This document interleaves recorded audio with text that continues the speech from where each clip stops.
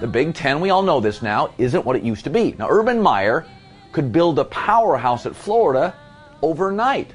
But in Ohio, which used to be a great state for high school talent, it's going to take a while. It may not happen. It may not happen. People talk about the Big Five power conferences in college football. It's actually the Big Three or Four, and oh yeah, the Big Ten up there. Speed wins in the new model, no huddle, college football. And right now they don't have enough of it, and they're struggling to get it. Listen, I have faith in Urban Meyer.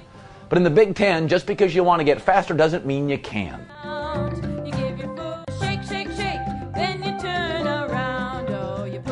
Good morning, Bucknutters. It is Thursday, February 5th, 2015. This is the Bucknuts Morning 5-ish. I am Dan Rubin, joined by recruiting guru extraordinaire Bill Kurelic. Obviously, yesterday was 2015's National Signing Day. Ohio State continued its incredible momentum by essentially going 5 for 5 on the day. We've talked about that. There's been reviews everywhere on every site that covers recruiting, grading the classes and such. I think what Bill and I are going to do today to put a little bow on the class before we take a quick peek ahead to 2016 is ask some obscure questions about the guys we have coming in. And we've got 7 or 8 questions here that Bill and I are going to put ourselves on the spot. I sent Bill the questions last night. He has an answer, and I already have my answer. So we're just going to play. You know I love my games, people. So, Bill, welcome to the game. Glad to be here, Dan. Let's get started. Have you slept yet? Slept like a baby last night. Not a long time, but very restful, knowing that I didn't have to worry about anybody flipping or any of that type of thing at the last minute. I'm sure that's a nice sleep Bill looks forward to every year. Okay, so we're doing the class of 2016. First question. And I'll let Bill go first and then give my incorrect answer after that. First question, biggest sleeper? Well, I'm going with Rashad Berry, the outstanding athlete from Lorain, Ohio. Rashad is a guy that I saw at camp several years ago for the first time, and Mike Vrabel, as a matter of fact, was watching him at that point at camp, and he was so impressive. The only question mark was, is he going to take care of everything he needs to take care of for the NCAA clearinghouse? And that kept his rating lower, but he ended up taking care of it all, and I think he's got a great future ahead of him at Ohio State. Just not sure what position yet, but I think he's going to be a very good player for Ohio State. I chose Nick Connor, the inside linebacker from Columbus. I just don't think enough's been spoken about him. I think he's going to get on the field earlier than people think. I could see the defense moving Raekwon McMillan around a little bit to different linebacker spots, and I think Nick's the kind of guy that you can put in the middle early and be extremely reliable. Okay, number 2 question, biggest reach? That was a tough one for me because there's not anybody in this class that I legitimately don't think has a chance to be a starter someday for Ohio State. And but the one guy I'm going to go with is the guy that they took late because it didn't look like he was necessarily going to be in the class. And when Carlton Davis changed his mind and decommitted, that ended up being the opening that Damon Arnett needed to get in the class. So just because they took him late and that didn't, even though he'd been offered, it didn't necessarily look like he was going to get in the class, and maybe he doesn't get in the class if Carlton Davis doesn't flip. Okay, I went here. I agree with you, by the way. This was the hardest question in that there was no one on the board that I thought to myself, who's that guy? What's he doing here? But I went with A.J. Alexander, the kind of tight end hybrid receiver type out of Lake Braddock in Burke, Virginia, just because he suffered a pretty serious knee injury his senior year, and I know he's being recruited to play on offense, and there are people I know at Lake Braddock that think he's even better on defense. The defense is a little bit more stacked. So like you said, there's no real good answer here because I actually think A.J. is going to be a fine player at Ohio State, but I went with A.J. Alexander. Yeah, and interestingly, Dan, that was one that might have been my number 2 choice for that question. See, I'm almost getting there, Bill. It's only taken me 10 years. I'm starting to learn from you. Most immediate impact. Which player in this class will make the most immediate impact on the field? I'm going to go with Mike Weber. Yeah, I think he's got a great chance to come in, and he's not going to take away he's not going to take Ezekiel Elliott's job, certainly. Zeke is the man. But you got to have somebody else back there, and while I really like Curtis Samuel, and I think he's an outstanding football player, I would not bet against Mike Weber getting on the field and playing quite a bit behind Ezekiel Elliott next season. Very impressive.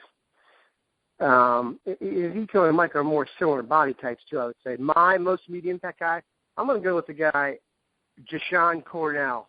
And that's only because I think, from what I've heard about how he played at the Under Armour All-Star game from some scouts there, and the fact that they thought he was a really developed prospect, I could see him getting some of those defensive end snaps early. That's kind of one of the major openings on the team. When I was looking for most immediate impact, I was first looking for spots that are open on the team because we do bring back kind of a stacked group. But I could see Jashawn Cornell getting some snaps over there opposite Joey Bosa, maybe getting some single coverage on the way to the quarterback. Next question. In their career, of the guys in this class, who will graduate or who will leave Ohio State having started the most games? I went with two guys on this one, actually. I'm going to cheat a little bit and go with two. I'm going to go with Isaiah Prince and Justin Hilliard, and I'm going to hedge a little bit.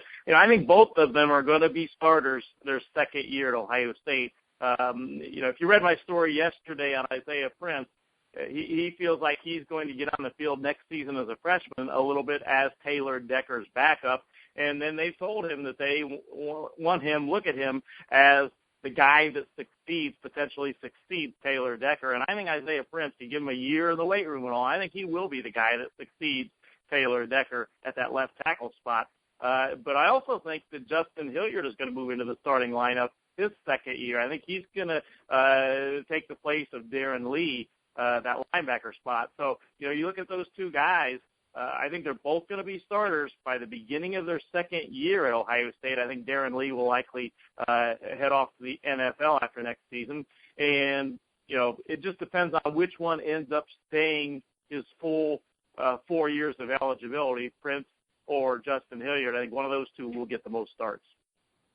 Aha! And there was the crux of my answer, Bill.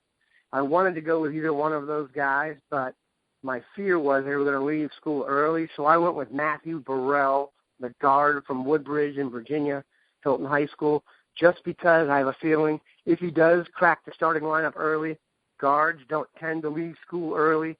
I could see him going on a 30 to 35 game run as a starter, as a solid interior line force. So I'm going with Matthew Burrell in that spot. Which player do you think is most likely to switch sides in terms of offense or defense? And we're going to leave Rashad Berry out of this, considering we don't know which side he's on already. Well, actually, when I was thinking about this one, I thought of four guys that likely to switch sides of the ball. Rashad Berry being one of them, Eric Glover-Williams being another, A.J. Alexander that you mentioned, and Joshua Alibi. I think all four of those guys are candidates to switch sides of the ball. And in the end, I went with Joshua Alibi because he's coming into Ohio State as a defensive tackle, and I think he's very good there. And certainly there is need at this point.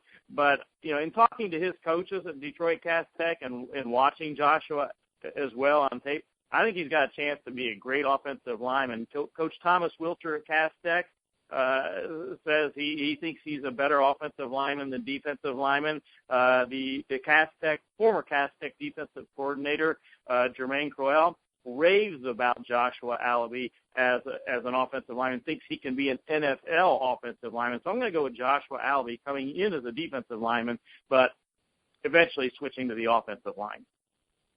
You mentioned my choice. I'm going to go with Eric Glover-Williams, who's tentatively, that's too big of a word for a guy like me to use, is scheduled now to be a defensive back.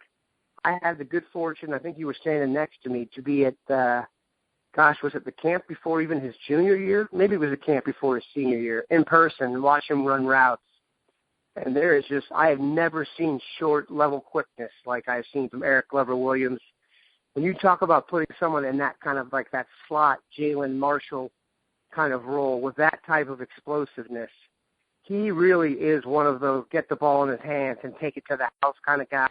I could see him returning punts and such, but I expect Eric Glover-Williams to get their size to get him back onto offense, also because it seems like they're skewing a little bit bigger at corner, and he's really not a big guy. I doubt he's 5'10", but his quickness was just so impressive. And the guys who were guarding him that day were other Division I prospects. So I'm going to go with EGW on that one. All right. When all is said and done, of all the guys in this class, who do you think will be the highest player picked in the NFL draft?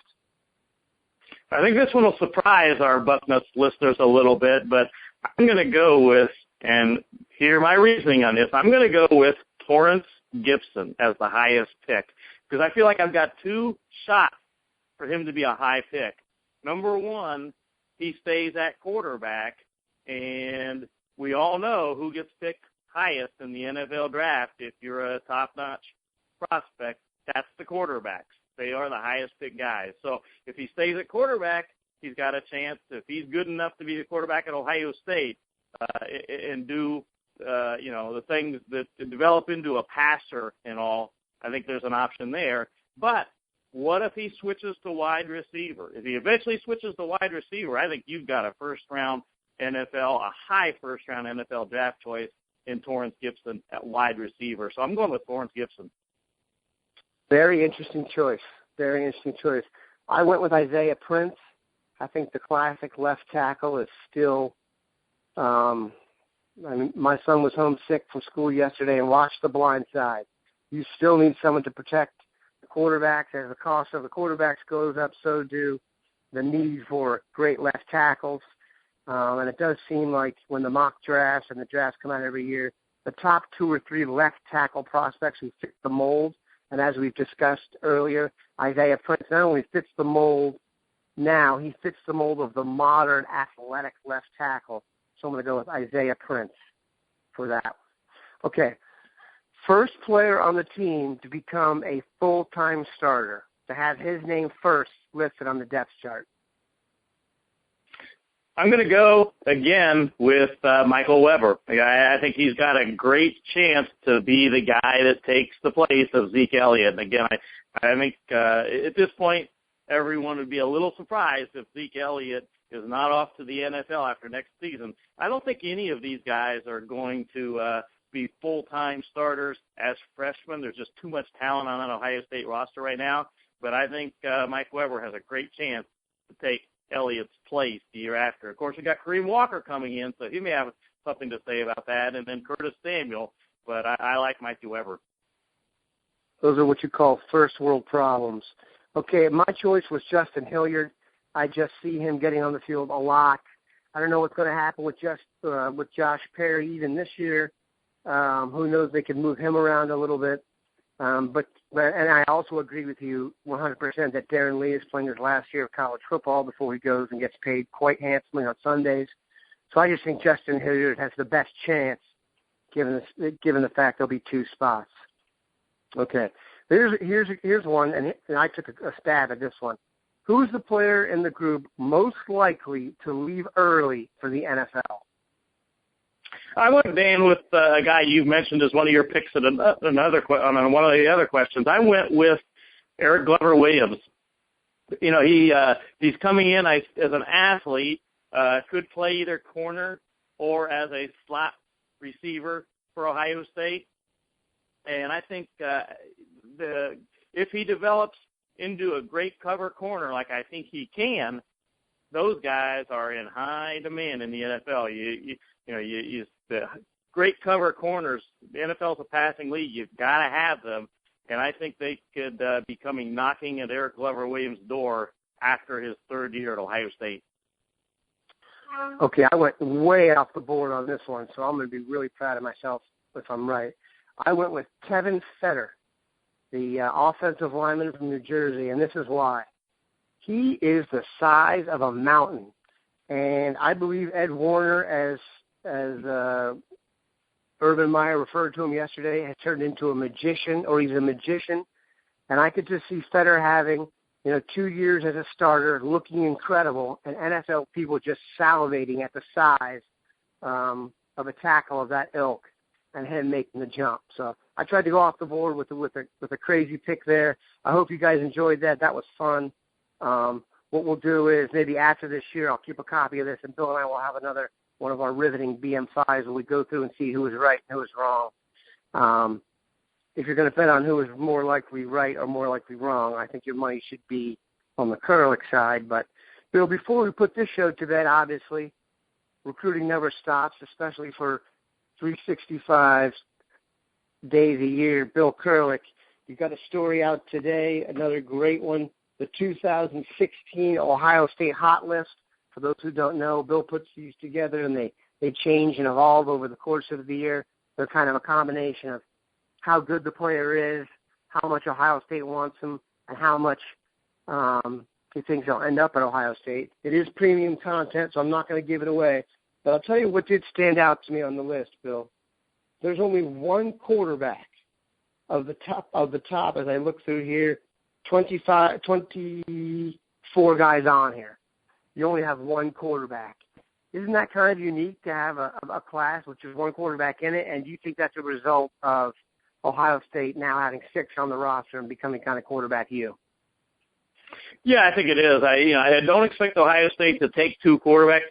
They took 2 this year only because one of them was Torrance Gibson. Who, as we know, coming into the quarterback, but has options. So I see Ohio State, providing there's not roster attrition at the quarterback spot and all that. I see him taking one quarterback this year. At one point it looked like Dwayne Haskins from Maryland, but no longer does it look like that, at least not at this point. And right now, the guy that really they've got their sights set on is Jarrett Mortano from New Jersey. And I think they've got a very good chance of getting him. And I think it could be sooner rather than later, as I said in the article. So that's kind of the guy right now. And if they get him, I just don't see them going after and getting another quarterback in the class. So that's the only quarterback on the list right now. Always good to have a Pied Piper quarterback in early with the class to help recruit. We hope you enjoyed that exercise there of Bill and I putting a ribbon on 2015. It is on to 2016, and we are in the able hands of Bill Kurelic. We look forward to your coverage all year. We appreciate your incredibly yeoman Herculean work on National Signing Day, and we'll be in touch. Thanks, Bill. Hey, take care, Dan.